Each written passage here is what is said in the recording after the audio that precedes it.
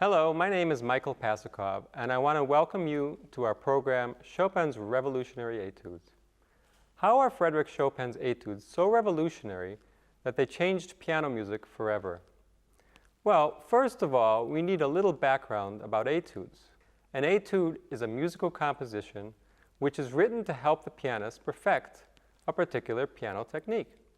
What do we mean when we speak about technique?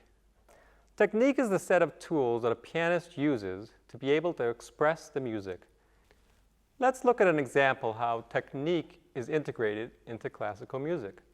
We'll take Mozart's Piano Sonata in C major as an example. This was the first piece my father taught me when I was a child. I'll take it slow and I'll show how technique is built into the piece. First, we'll start out with some basic arpeggios.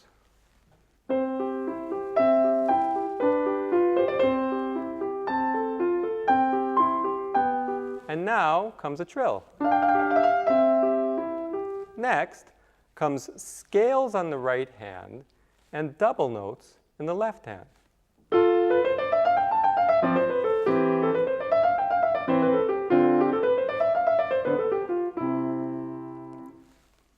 Do you see how Mozart uses several technical elements to express the music? An etude, by contrast, focuses on one or two techniques at the most, and allows the pianist to focus only on these techniques.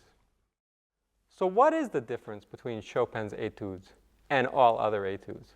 In a Chopin etude, the music is so beautiful that it is hard to believe that it was written as a practice piece to help the pianist develop their technique. In the etudes of other composers, it is very clear that the piece is designed to be used as a technical exercise only.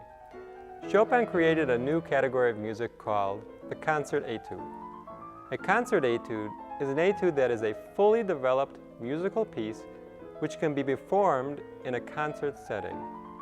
Chopin didn't invent etudes, but he perfected them by making them beautiful musical compositions as well as showing one or two techniques per etude.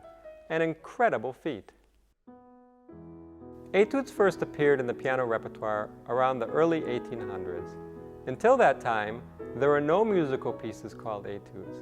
But this doesn't mean that there weren't any compositions that used just one technique before 1800. It just means that those pieces weren't called etudes. What brought about the etudes being introduced into the piano repertoire? Now, what do you do when you are a composer and become a piano teacher and want to teach your students technique? You create musical exercises for your students to improve their technique. But you are a composer, so you end up writing a musical piece. Thus, the etude was born.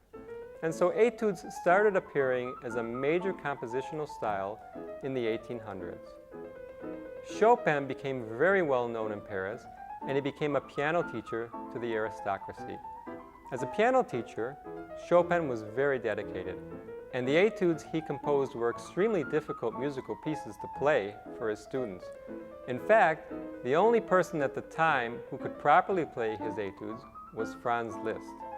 And Chopin dedicated the first 12 etudes to Liszt because of how well he played them. In all, Frédéric Chopin composed 24 etudes. Although they are indeed very difficult to play, they have become acclaimed concert pieces performed worldwide by the virtuosos of the classical piano circuit. They represent the new piano technique that Chopin created.